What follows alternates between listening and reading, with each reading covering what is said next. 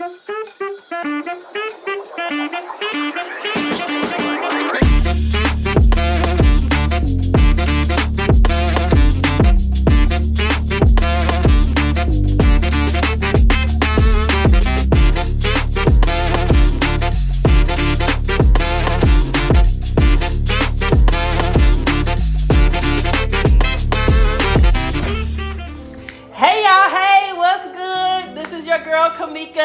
therapist, coming to you live from the desk of the therapist. I am so excited about my special guest today. I'm sending hearts already and we haven't even got anywhere, y'all. But this is going to be big. This is going to be exciting. We're going to have a lot of fun with this one, I tell you right now.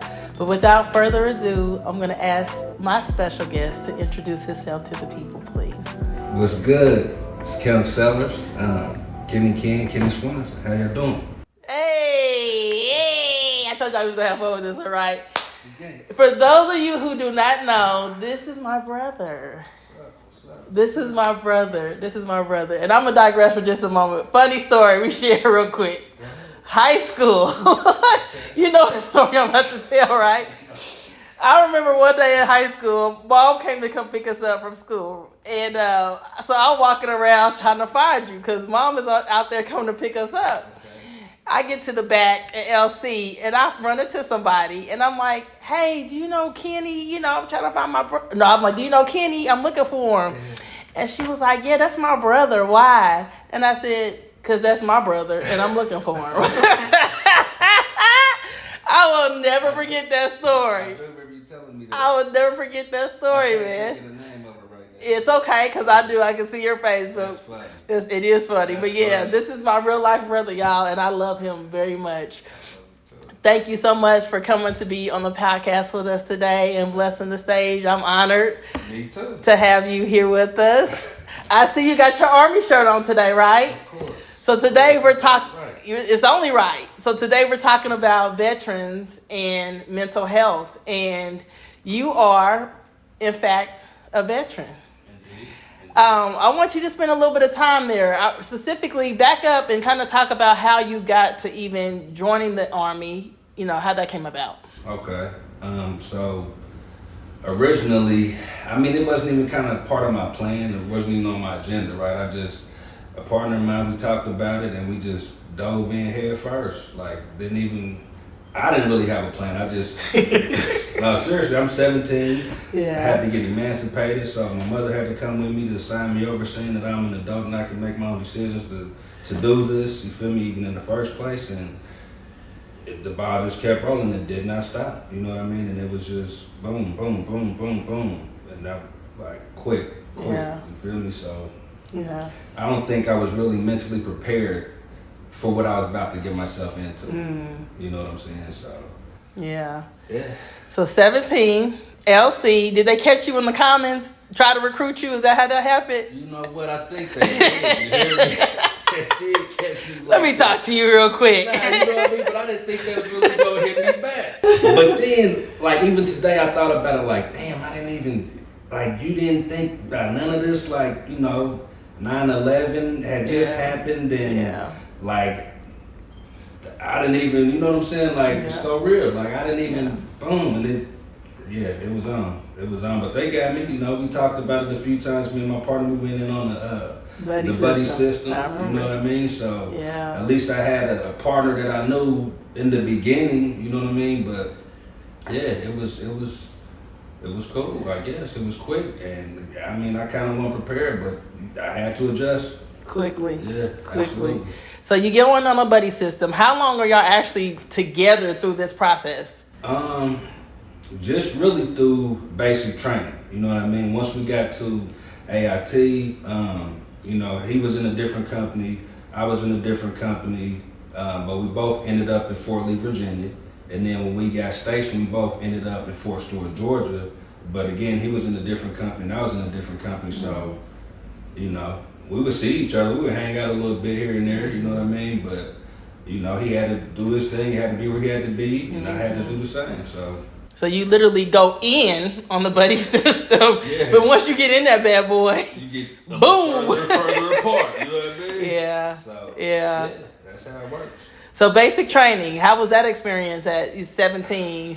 I mean, it was cool. It was alright for me. You know what I mean? I'm not one of them people who like weak-minded or whatever, if you will. You know what I'm saying? So when you get there, you see some people fold crying, I want to go home and this and that. But nah, seriously. I believe it. You definitely have to be prepared for that mentally because you know it's gonna happen. You see the commercials, they're gonna bark in your face and all this and all that, but just they gotta break you down and take your identity to make you into a soldier. And so that's really what that breaks down. The process is all about. Yeah. So then after basic training, here we find ourselves in a war. Yeah. And then they call you and you have to go on tour. Yeah. So what was the name of the tour? When was that? Talk about a little bit about the tour. So one tour, two names, Operation Enduring Freedom and Operation Iraqi Freedom. I thought it was a joke. Like, not the war, not for real, but when the orders came down and they was like, hey, your turn. We got orders to get out of here, we ready to deploy. I'm looking around like, who? I'm on the buddy system. It's like my first day. Where's my training at? I'm on the buddy system. Nah, you got to get out there, soldier. Hoorah. Oh, God. Nah, for real. I was like, nah, this is a mistake. And then what happened, bro? We got over there. Oh, God. I'll tell you the truth. When we got to, so we get to Kuwait before we get to Iraq and Baghdad, right? I mean, Baghdad. And so the first night I'm in Kuwait, a bomb goes off. Well, the Iraqis shoot a bomb at us. We shoot a scud back. It blows up in the air. We're already in the desert. There's like just only tents. When I tell you, it felt like everything around me was shaking. I didn't know what to do. I put on my gas mask. I grabbed my M16. I jumped in the bomb. Yeah. I can't shoot the Americans. These are my guys. You know what I mean? I don't know where's the enemy at right now. Yeah. And so that was like this day one, like literally boom, and that's when I knew. Yeah, it's real. Got real. Yeah, it got real. So that's crazy. Yeah, I mean that's day one. You got me crying. I'm over here laughing so hard at you. For real, man. It's not a game. I can't make it up. And so just you have to stage there. You know what I mean? Kind of get prepped. Let the rest of everybody know it's going down. We're on the way. You know what I mean? And so you leave Kuwait, driving to Baghdad. You feel me? And it's gunfire. It's going down. You know what I mean? Iraqis shooting at you as you're driving. You feel me? They trick you. You feel me? Mister. It's a setup. Don't bite the bait. You feel me? Because they got the older Iraqis ready to take you out. They shooting at you. You know what I mean? We had to stop a few times. Let the tank go up there. I bet they'll stop shooting now. And so, I mean, it's that. How long were you over there? How long was your tour? 6 months. 6 months. So I mean, like when it went off then we got sent over in March. You know what I mean? So we stayed there for 6 months. We came back. They was like, yeah, we're gonna redo it again. Who? Wait. We just got back. Yeah, for real. Yeah. You know what I mean? And so it's a lot to deal with mentally. It's life changing in the literal sense. It's life changing. So let me ask you, first of all, I want to say thank you for your service. Absolutely. Yeah. Thank you for your service. I appreciate it. That carries a lot of weight. When you hear someone say thank you for your service, how does that make you feel? Because our father, shout out to Dad, also served 22 years and some months and some days in the United States Air Force. in the Air Force, and also served multiple tours as well. But when you hear someone say, thank you for your service, how do you feel when you hear that? You know what, to be honest with you, I don't really get that a lot, even when I wear the shirt. You feel me? Just why do you think that is? I mean, if you don't know someone personally, if you haven't been affected by anything in the service personally, I'm not gonna say people don't care, but people don't really talk about it. If you don't know, you know what I'm saying? They but even, like I said, when I wear the shirt, I see people, I don't get a whole lot of, you know what I'm saying, thank you, but when I see others, you know what I mean, I definitely make it a point to speak, and then I get my recognition. Did you serve? Yeah, absolutely. So, have a little brief conversation. Yeah. You know what I mean?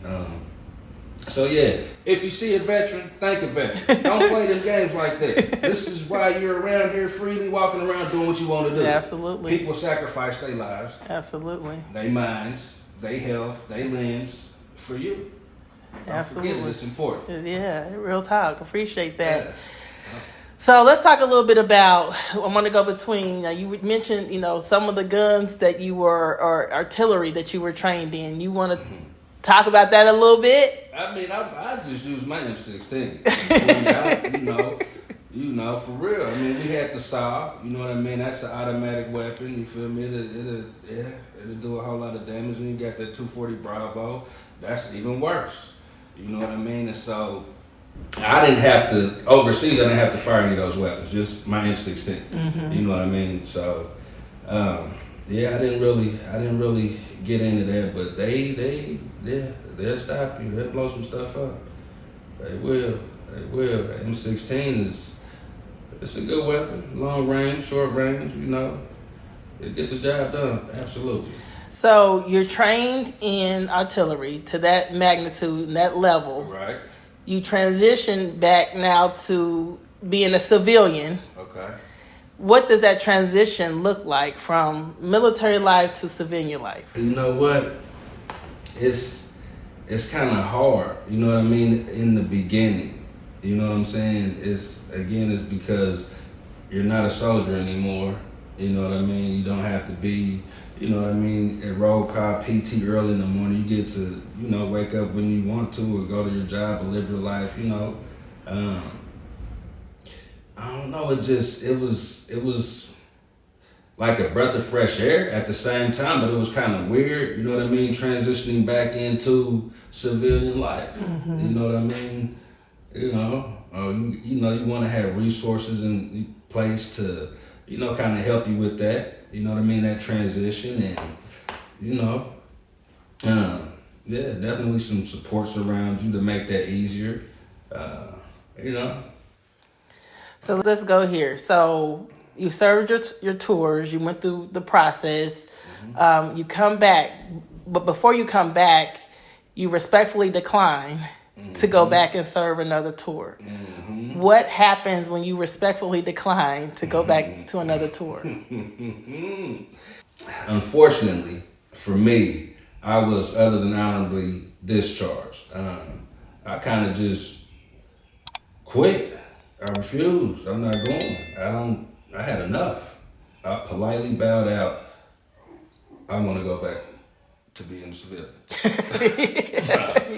I'm good. Yeah. Straight up. You know what I mean? And so, that's what it was for me. You know what I mean? I had enough. I kind of had an epiphany, and I'm cool. I was already traumatized. I was young going in there. You know what I mean? Again, I wasn't mentally prepared for, what I was about to get into. I had to adjust real quick, like we said in the beginning. But I was cool. Yeah. I was cool. So then it's like, okay, you have a nice day. You walk out the door. You find your way home. Like I want to kind of stay in that space so people understand what that process looks like after you've already went through all of that. So I think it was October 28, 2004. You feel me? I get my papers, whatever. We go through the process of, me being discharged.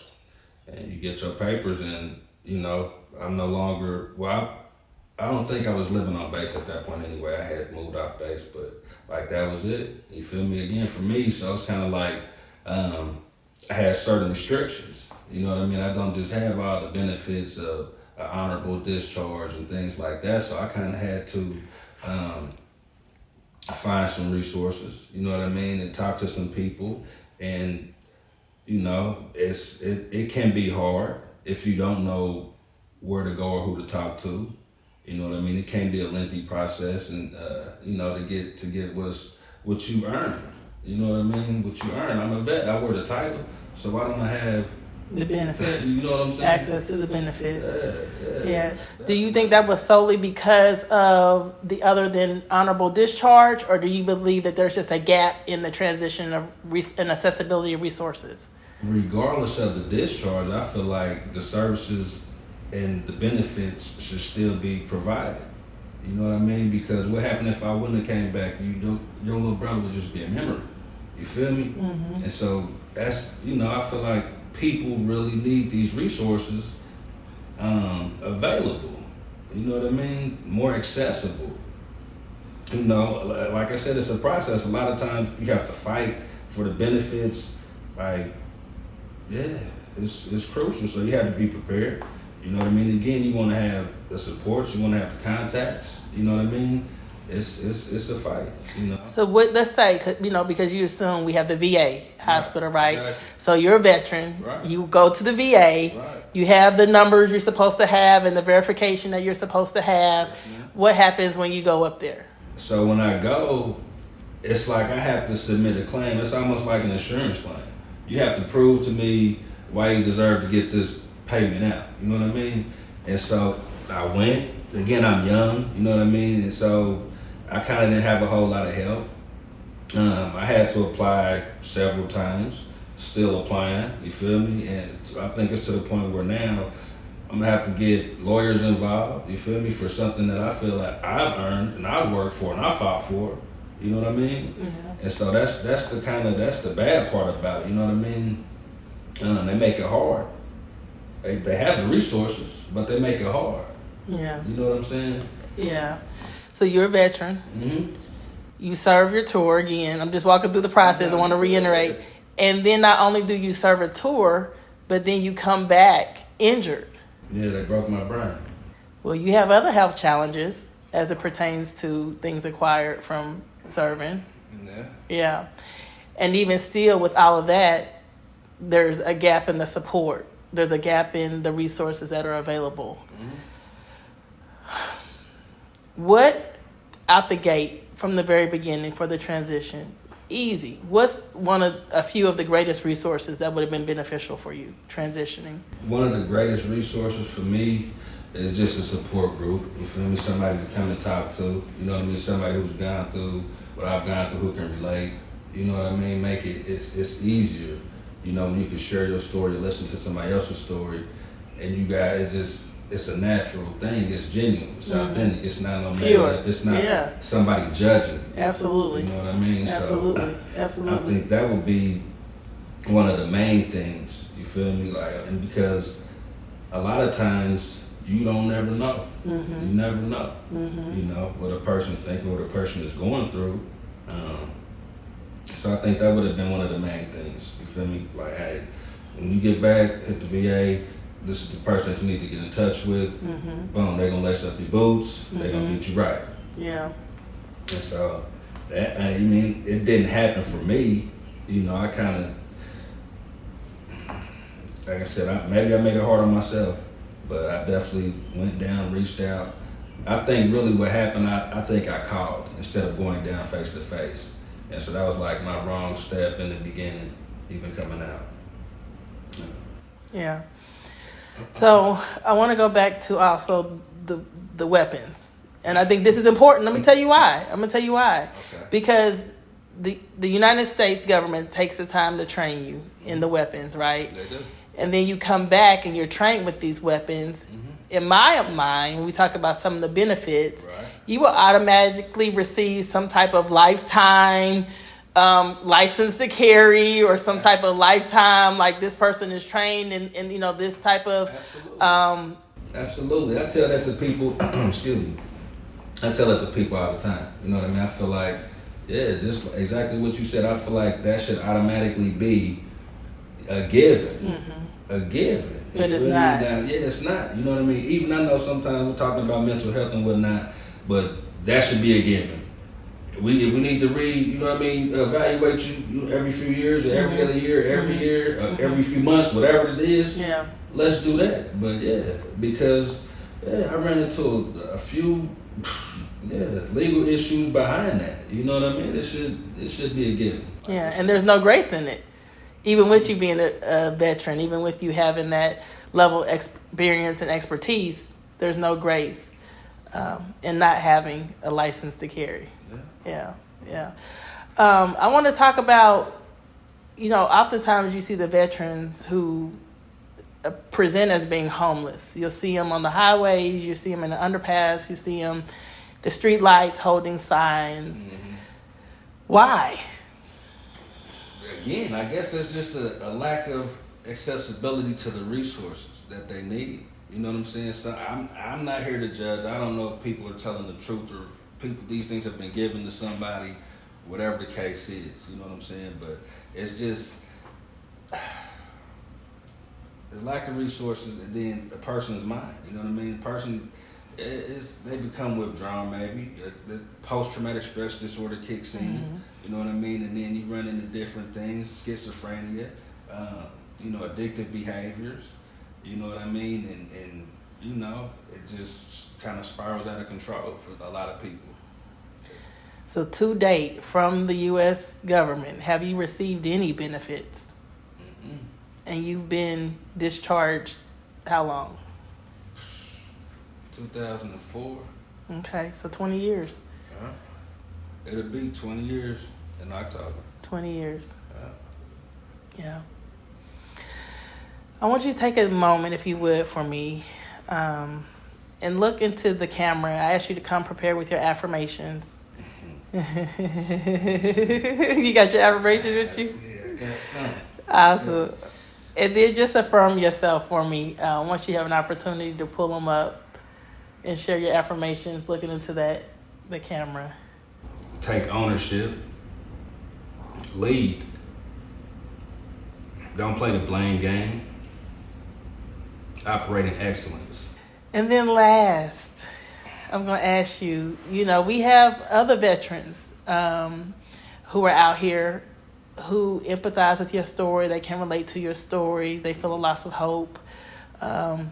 Would you take the time just to look into the camera and first speak to that veteran who can relate to you and just encourage them? Okay. So first thing I would say is, once you identify that you have a problem, you have to acknowledge it. Reach out to somebody, talk to somebody.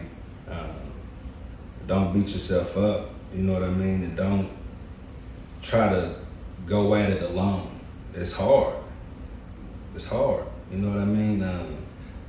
There's always be encouraged. Just always know there is support out there, but you have to be willing to want the help. You have to be willing to want the support. And just be encouraged, man. Don't give up. It's another round. Keep fighting. Thank you. And then one last thing, I'm going to ask you to dig deep for me. So for those of us who are family, I know your sister always needs some extra. For those of us who are family, who may not completely get it, mm-hmm. right? Mm-hmm. But we should get it. How can we best support? What can we do? What should we know? Talk to us. I mean, again, you just kind of recognize the signs. You know what I mean? A person becomes withdrawn. You know what I mean? Like I said, addictive behaviors begin to kick in. Maybe they overeat. Maybe they indulge in other things. You know what I mean? I feel like that you will be able to see it. Depression kicks in, the loneliness, you know what I mean? Isolation. All of these things you need to be looking out for because it's important. A lot of times, again, we don't just say that. You know what I mean? You never know what a person's thinking, so ask. Talk to me. I talk back. Yeah, I know that's right. In real life, you do. We will. If anybody's interested in finding you, if you want them to find you, how do people find you? Social media. I don't really got no social media. Okay, we keep it like that then. That's cool. That's what's up. Stay low. We stay under the radar. Stay in a little bubble. I appreciate it. Well, I want to tell you, I love you. You my bro. We already know how we coming about the other one. Out the gate, right? Out the gate. But I want to tell you that I love you. I respect you. Thank you so much again for your service. Thank you so much for blessing the podcast. It's been a long time coming, and I'm glad you made time for Lil on me today. Thank you for having me. But I want to tell you all, oh my goodness, wasn't that awesome? Thank you all so much for just staying tuned in with us. You've heard the story today of my brother. You've heard his experience. You've heard what we can do to better support our veterans. When you see a veteran, thank a veteran. You all stay encouraged. Until next time, I love you. Have an amazing day intentionally. Bye.